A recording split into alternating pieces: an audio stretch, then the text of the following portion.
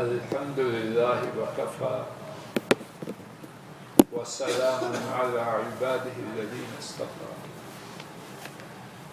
اللهم انفعنا بما علمتنا وعلمنا ما ينفعنا وزدنا علما سبحانك لا علم لنا إلا ما علمتنا إنك أنت العليم الحكيم رب اشرح لي صدري ويسر لي أمري واحلل عقدة من لساني يفقهوا قولي نماز کا مسنون طریقہ حضرات ائمہ ابن حبان اور الضیاء المقدسی روایت کرتے ہیں حضرت ابن عباس رضی اللہ تعالی عنہما اس حدیث کے راوی ہیں ہمارے نبی کریم صلی اللہ علیہ وسلم نے فرمایا ہم گروہ انبیاء ہمیں حکم دیا گیا ہے کہ سحری کو مؤخر کرے مراد یہ ہے کہ سحری آخری وقت میں تناول کرے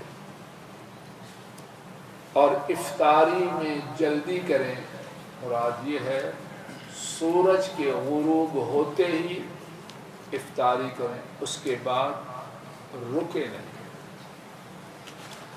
اور یہ کہ ہم نماز میں اپنے دائیں ہاتھوں سے اپنے بائیں ہاتھوں کو تھامیں ہمارے موضوع سے متعلق حضرت صلی اللہ علیہ وسلم بیان فرما رہے ہیں کہ گروہ انبیاء کو جن باتوں کا حکم دیا گیا ان میں سے ایک بات یہ تھی کہ نماز میں دائیں ہاتھوں سے بائیں ہاتھوں کو تھامنا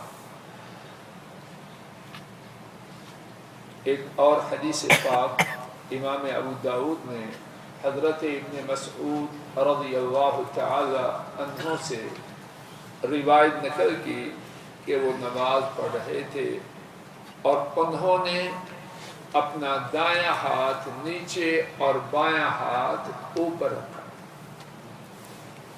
نبی کریم صلی اللہ علیہ وسلم نے انہیں دیکھا تو آپ نے ان کے دائیں ہاتھ کو بائیں ہاتھ کے اوپر کیا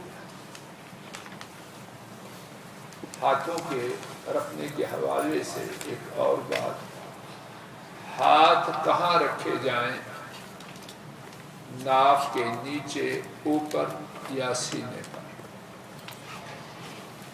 امام احمد اس حدیث کو روایت کرتے ہیں حضرت حل رضی اللہ تعالی عنہ وہ روایت کرتے ہیں رأيت النبي صلى الله عليه وسلم ينصرف عن يمينه وعن يساره میں نے نبی کریم صلی اللہ علیہ وسلم کو دیکھا کہ آپ بائیں جانب سے بھی پھرتے اور دائیں جانب سے بھی پھرتے اور بائیں جانب نماز سے فارغ ہو کر دائیں طرف بھی رخ کرتے بائیں بھی کرتے وَرَأَيْتُهُ قَالْ يَضَعُ هَذِهِ عَلَى صَدْرِهِ اور انہوں نے بیان کیا میں نے نبی کریم صلی اللہ علیہ وسلم کو دیکھا کہ آپ نے اپنے اس کو اس پر سینے پر رکھا یعنی حضرت صلی اللہ علیہ وسلم نے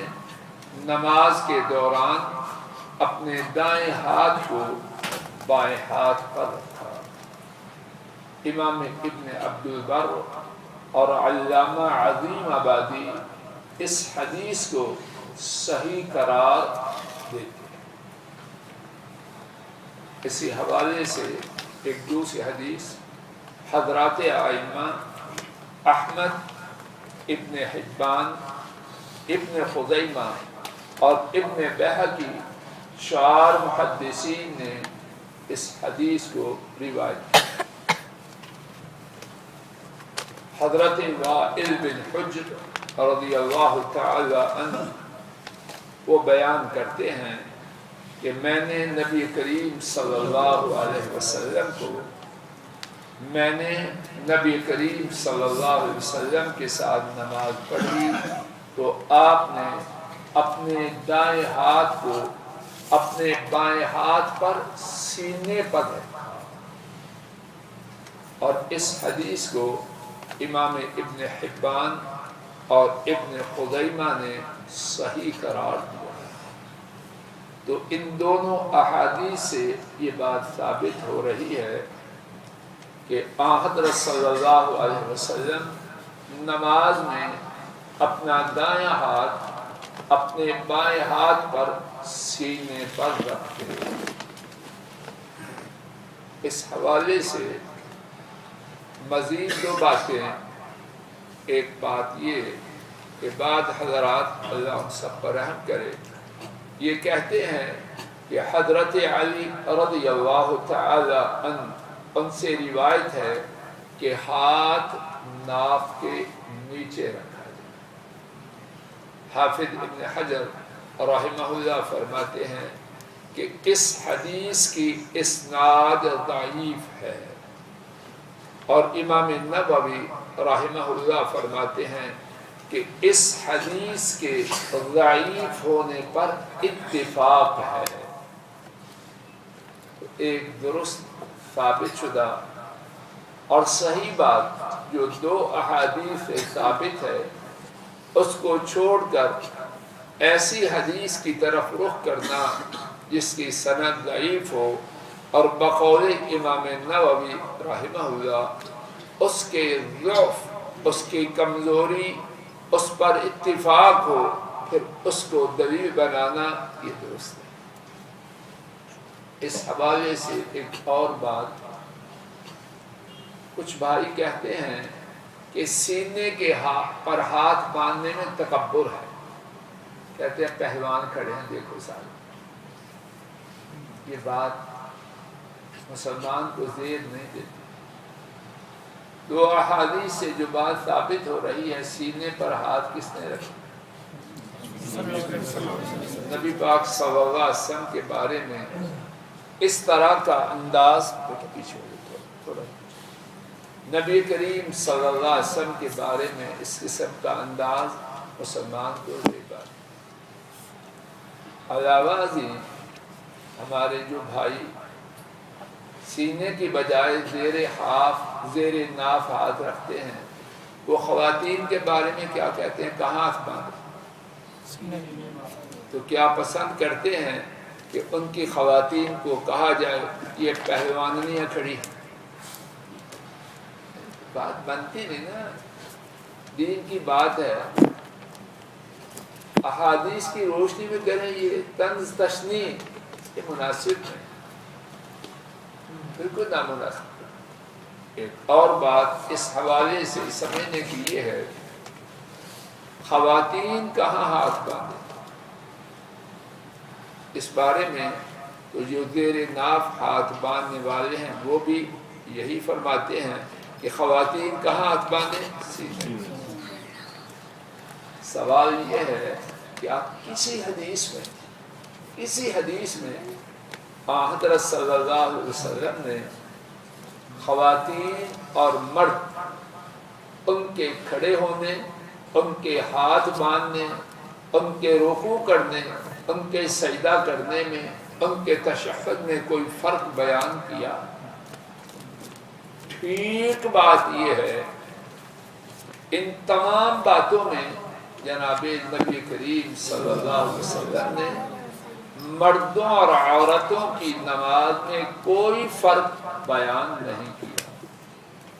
آپ کا ارشاد عام ہے، صلو کما رأیتمونی اصلی، نماز ویسے پڑھو جیسے مجھے پڑھتے ہوئے دیکھا۔ یہ مردوں کے لیے بھی عورتوں۔ ہاں، جن جن باتوں میں استثناء، ایکسپشن ثابت ہے کہ خاتون کا پردہ نماز میں اور ہے، مرد کا اور،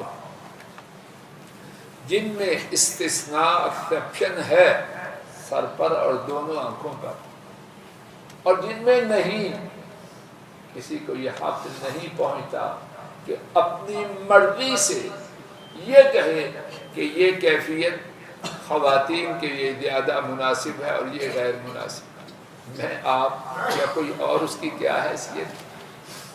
نبی کریم صلی اللہ علیہ وسلم نے اپنے دین کو مردوں اور خواتین سب کے لیے بیان فرما دیا ہے، میرے آپ کے بیان کی اس میں کوئی ضرورت ہے؟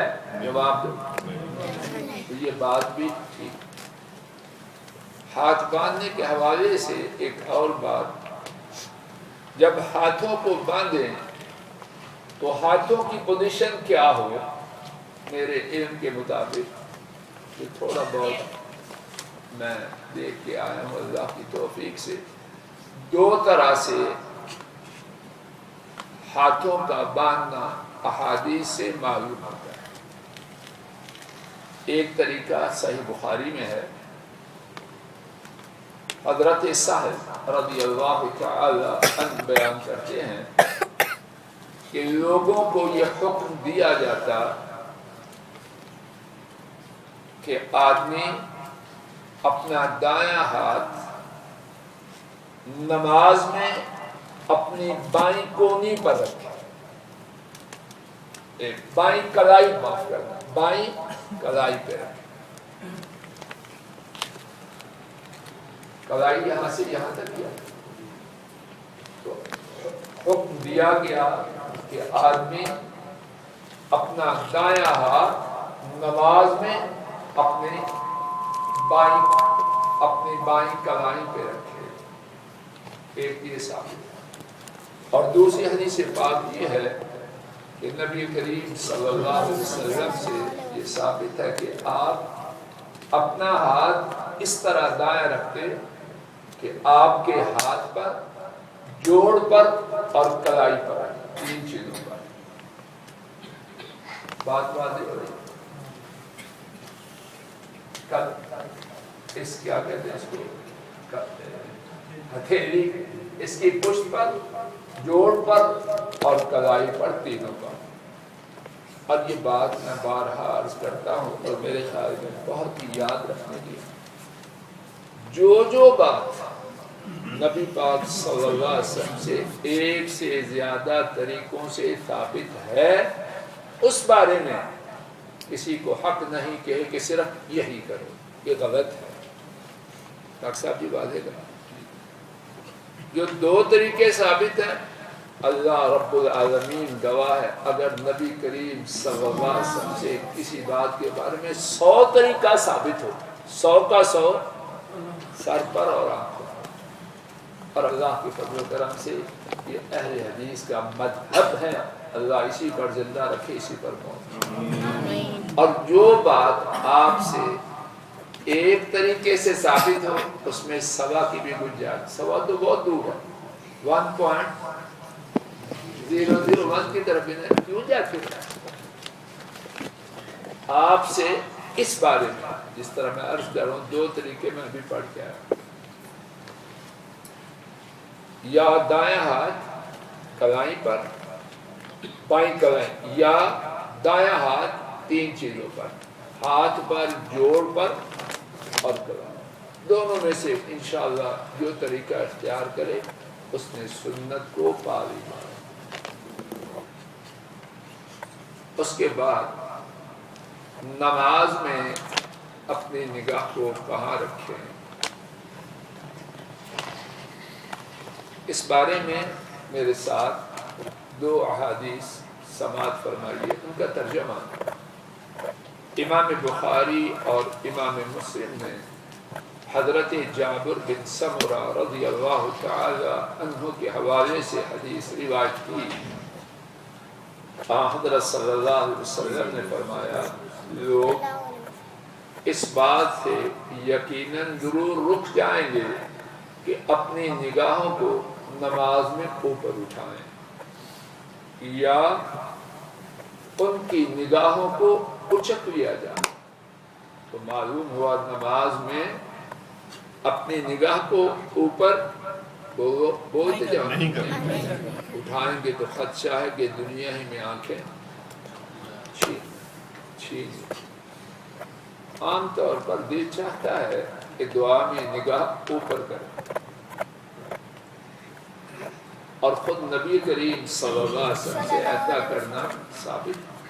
قد نرى تقلب وجهك في السماء، یقیناً ہم نے دیکھا آپ کی نگاہوں کا آسمان کی طرف جب آپ فریادیں کرتے تھے یا اللہ میرا قبلہ بیت المقدس کی بجائے کعبۃ اللہ. لیکن یہ ہے نماز کے بعد، نماز میں اپنی نگاہ کو اوپر نہیں کرنا. دوسری حدیث حضرات ائمہ احمد، ابو داؤد، ابن خزیمہ، نسائی اور حاکم نے اس حدیث کو روایت کیا. اللہ، بڑی عظیم حدیث ہے، بڑا نفع ہے اور بہت بڑے نقصان کا ڈر ہے. توجہ کرنا. حضرت صلی اللہ علیہ وسلم نے فرمایا جب تک بندہ نماز میں دائیں بائیں نہیں مڑتا اللہ کریم اس کی طرف توجہ فرمائے رکھتے. اللہ اکبر. مجھے آپ کو اللہ کے لیے کوئی مثال نہیں، تو بعض ہم کی مثال دنیا میں کیا ہوگی. مجھے آپ کو اللہ نہ کرے، کبھی نہ کرے، کورٹ میں کام ہو تو کتنی کوشش کرتے ہیں کہ جسٹس ایک دفعہ ذرا دے. 10 سال پہلے ملا ہو تو دل میں ہوتا ہے واقف، کہتے ہیں ایک دفعہ دیکھ لے نا کبھی. اور اگر وہ اچھی نظر سے دیکھ لے تو جو عدالت میں جانے والا وہ کیا سمجھتا ہے، کیس میں جیتے یا نہ جیتے 50% سمجھتا ہے کامیابی ہوگی. ایسے ہی ہے، خوش ہو جاتا ہے. کورٹ میں نہیں، ویسے ہم سے جو بڑا ہے منصب میں، مال میں، چودراہٹ میں، ذرا سیدھا ہماری طرف دیکھ لے تو کتنے خوش ہو جاتے ہیں. یہ بڑا اچھا ہے، بڑا اچھا، بڑا اچھا یہ ہے کہ تیری طرف دیکھ لیا کہ ہاں رب العالمین میں آپ ٹوٹے پھوٹے بے حیثیت لاشی کچھ بھی نہیں، ہم کوئی ہے ہماری حیثیت. اللہ رب العالمین گواہ ہے، غبارے سے ہوا نکالتے وقت کچھ وقت چاہیے. ہماری ہوا نکلتے ہوئے تو اتنا وقت بس کون، اس سے آگے کیا. ہمیں کن کی مار ہے سارے. تو میں آپ جب نماز میں کھڑے ہوتے ہیں رب العالمین میرے اور آپ کی طرف اپنی توجہ فرمائیں. یہ بات تو ہے بڑی عظیم اور خطرے کی بات. فرمایا جب بندہ اپنا چہرہ پھیرتا ہے، کون ہے کی ہوتا پیا، کتنی شیطان ہمیں گمراہیاں دیتا ہے. اب موبائل یہ جو آ گیا ہے اس کی طرف توجہ ہو رہی ہے. ہماری برائیاں ہیں، ان پہ ہنسی آتی ہے. میسج پڑھ رہے نماز میں، نمبر دیکھ رہا ہے تیرا، اس کے بعد کیا کرنا. کوئی اچھی بات تو میں نے کہنا ایسی ہے. عقل ہے، عقل دین تو دور کی بات ہے، عقل کی بات ہے کہ کال ملی ہوئی ہے رب العالمین سے. تو چھوٹی چھوٹی کالوں کی طرف توجہ کر رہا ہے. دکاندار سمجھدار لوگ جب بڑا گاہک ہو، ہم کپڑے والے ہیں، سوٹوں کا گاہک ہو، اگر کوئی پونا لینے آ جائے تو اس کو بھی دیتا ہے پونا. کل آنا، کل آنا، آج نہیں آپ کے. سوٹ لینے والا گاہک 2-4 ہزار کا اور پونے والا 100 کا. وہ 100 والے گاہک سے کیوں شیخ صاحب جی ہنس دے. شیخ صاحب 100 والے گاہک کی طرف دیکھنا بھی نقصان سمجھتا. دکاندار جو پکا، اللہ اکبر، 100 اور ہزاروں کا فرق. اور یہاں رب العالمین اور دنیا کی کوئی چیز کوئی نسبت ہے. فرمایا اس نے دائیں بائیں دیکھا، منہ پھیرا، اللہ نے اس سے اپنی توجہ کو دور کر. ایک اور بات، بلکہ نیا مسئلہ نماز کے بارے میں، صحیح بخاری میں ہے، حضرت ابو ہریرہ رضی اللہ تعالی عنہ بیان کرتے ہیں کہ نبی کریم صلی اللہ علیہ وسلم اللہ اکبر جب کہتے تکبیر تحریمہ، اس کے بعد قرات پڑھنے سے پہلے چپ رہتے۔ حضرت ابو ہریرہ رضی اللہ تعالی عنہ عرض کرتے ہیں میرے ماں باپ آپ پر قربان، اور یقیناً وہ اس قابل ہیں کہ ہمارا سب کچھ ان پر قربان۔ آپ کا اللہ اکبر اور قرات کے درمیان چپ کرنا، اس میں آپ کیا کہتے ہیں؟ کتنے پیارے ہیں ابو ہریرہ، پوچھ پوچھ کے آپ کی سنتوں کو اشکارا کرتے ہیں۔ حضرت صلی اللہ علیہ وسلم نے فرمایا میں یہ دعا کرتا ہوں، اللہم باعد بینی وبین خطایای کما باعدت بین المشرق والمغرب۔ اے اللہ، میرے درمیان اور میری خطاؤں کے درمیان اتنی دوری کر دے جتنی دوری کے مشرق اور مغرب۔ اللہم نکھنی من الخطایا کما ینکی الثوب الابیض من الدنس۔ اے اللہ، مجھے گناہوں سے اس طرح پاک کر دے جس طرح سفید کپڑے آپ اچھے بچے آپ جو میرے پاس بالکل ایسے نہ کرو۔ اے اللہ، مجھے گناہوں سے اس طرح پاک کر دیجئے جس طرح کے سفید کپڑے کو میل سے پاک کر دیا جائے۔ سفید کپڑا دھویا جائے اور دھونے والی کوئی مائی اچھی ہو یا دھوبی اچھا ہو تو پھر کس طرح چمکتا ہے؟ سفید کپڑے کے دھونے کے بعد اس کا نقشہ کچھ اور ہی ہوتا ہے۔ اللہم اغفر خطایا، اللہم اغسل خطایایا بالماء والثلج والبرد۔ اے اللہ، میری خطاؤں کو پانی کے ساتھ، برف کے ساتھ، اولوں کے ساتھ دھو دیجیے۔ یہ ساری دعا رک جائیے، یہ ساری دعا کیا ہے؟ جواب گناہوں کی معافی۔ اللہ مجھے آپ کو ہدایت دے دے، میں آپ سب گناہگار ہیں، کوئی ایسا نہیں جو گناہ سے خالی، اور میری اور آپ کی ہر تباہی، ہر بربادی، ہر پریشانی، ہر بیماری، ہر غم، ہر دکھ، ہر نقصان، اندر کے باہر کے، دین کے دنیا کے، اس کا سبب زور سے جواب دو کیا ہے؟ گناہ۔ میرے گناہ، آپ کے کوئی گناہ سے نہ خالی ہے اور نہ کسی کی پریشانی گناہ کے بغیر ہے۔ تو حل کیا ہے؟ معافی، معافی، معافی، معافی۔ گناہوں کی معافی مانگنا، اس کے بارے میں کتاب و سنت میں سینکڑوں باتیں۔ میرے بھائیوں بیٹو، اگر صرف یہی بات ہو، امام الانبیاء سید القونین صلی اللہ علیہ وسلم اپنی نماز کا آغاز اللہ اکبر کے بعد کس سے کرتے ہیں؟ جی بولو، کیا دعا ہے؟ گناہوں کی معافی، گناہوں کی معافی، گناہوں کی معافی۔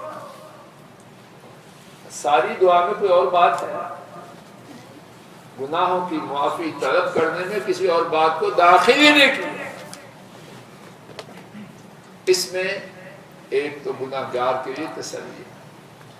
کتنے لوگ ہیں نماز کے لیے کہا جائے ان کا دل بھی کرتا ہے لیکن کہتے ہیں یار بڑا ہی گندا، کہتے ہیں کہ اچھا عقل سے کام لے تو نماز کس لیے؟ نماز اسی گندگی کے لیے، صفائی کے لیے، دیکھ آتے ہی تیری ڈرائی کلیننگ ہو رہی ہے کہ نہیں، واشنگ ہو رہی ہے کہ نہیں، اور واشنگ بھی جینون ہی کہتے ہیں، جینون پارٹ، جینون واشنگ ہو رہی ہے۔ اور جینون کیا ہے؟ ہم اہل حدیث، ہمارے لیے جینون وہ ہے جو مدینہ طیبہ سے، اور رسول کریم صلی اللہ علیہ وسلم، باقی جو نسخے وظیفے ہیں کوئی پتہ نہیں، ٹھیک ہے غلط ہے، 2 نمبر ہے 3 نمبر ہے، ہمیں کوئی پتہ نہیں، لیکن جو مدینہ طیبہ سے آئے، لسان نبوت سے آئے، فرمان مصطفی ہو، اس کے جنمن ہونے کے بعد، اس کے جنمن ہونے میں کوئی شک و شبہ کی گنجائش، تو یہ دعا پڑھیں۔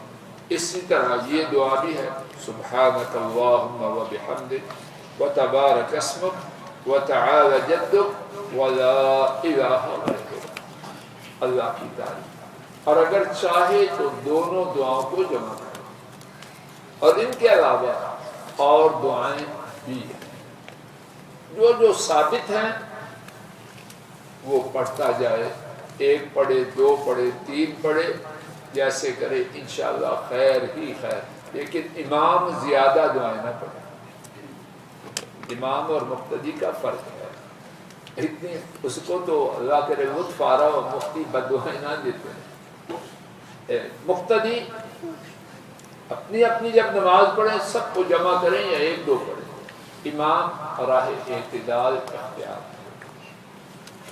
اس کے بعد اعوذ باللہ من الشیطان الرجیم، یا اعوذ باللہ السمیع العلیم من الشیطان الرجیم، یا اعوذ باللہ من الشیطان الرجیم من حمزہ ونفخہ ونفثہ، یہ ساری صورتیں ٹھیک۔ ان کے بعد مقتدی سورہ، مقتدی منفرد امام سب سورہ الفاتحہ پڑھیں، سورہ الفاتحہ کا سب کے لیے پڑھیں، باقی 2 یا 3 منٹ ہیں، ایک حدیث پاک سن لیتے ہیں، اور اللہ نے توفیق دی تو پھر 28 پھر انشاءاللہ الرحمن میں واپس آ 27 میں روزے میں انشاءاللہ عصر کے بعد بس ایک حدیث اب سن لیتے ہیں۔ امام مسلم ابو عوانہ، امام مسلم، امام ابو عوانہ اور امام مالک نے اس حدیث کو روایت کیا۔ حضرت ابو ہریرہ رضی اللہ تعالی عنہ انہوں نے بیان کیا کہ نبی کریم صلی اللہ علیہ وسلم نے فرمایا، من صلی صلاۃ لم يقرأ فيها بأم القرآن فهي خداج 3 غیر تمام۔ جس شخص نے نماز پڑھی اور اس میں سورہ الفاتحہ نہ پڑھی تو اس کی نماز ناقص ہے، 3 مرتبہ پڑھا، ناقص ہے، ناقص ہے، نامکمل۔ حضرت ابو ہریرہ رضی اللہ تعالی عنہ سے عرض کیا گیا، ہم امام کے پیچھے ہوتے ہیں، فرمایا اقرأ بها فی نفسک، امام کے پیچھے ہو تو اپنے دل میں پڑھیے، اور اس کے بعد اب وقت ہوا چاہتا ہے انشاءاللہ الرحمن آئندہ درس میں اسی حدیث کے بقیہ حصے سے گفتگو کا آغاز کریں گے۔ اللہ تعالیٰ اپنے فضل و کرم سے مجھ ناکار اور آپ سب کو جناب نبی کریم صلی اللہ علیہ وسلم کے طریقے کے مطابق ساری نمازیں، موت کے دن تک کی نمازیں پڑھنے کی توفیق عطا فرمائے، اور اس بارے میں جو کوتاہی ہے اللہ تعالیٰ اپنے فضل و کرم سے معاف فرمائے۔ وآخر دعوانا ان الحمد للہ رب العالمین۔ یہ ایک سوال آیا ہے،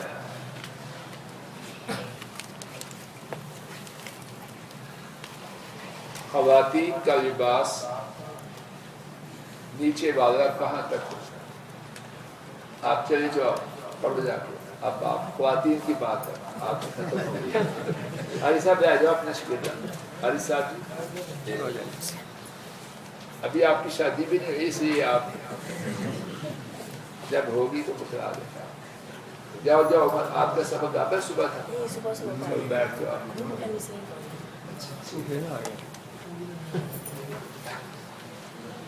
شادی کی تیاری ہوتی کر دیں. بہت بیوے بچے ماشاء اللہ, اللہ پاک ان کی عمر میں برکت کرے. یہ بچے مسجدوں کے پھول پھول پھول ہیں. اللہ ان کو سلامت رکھے اور ہر شر سے بچے. مسجدوں کی زینت ان بچوں سے. ہم بڈھے تو جا رہے ہیں,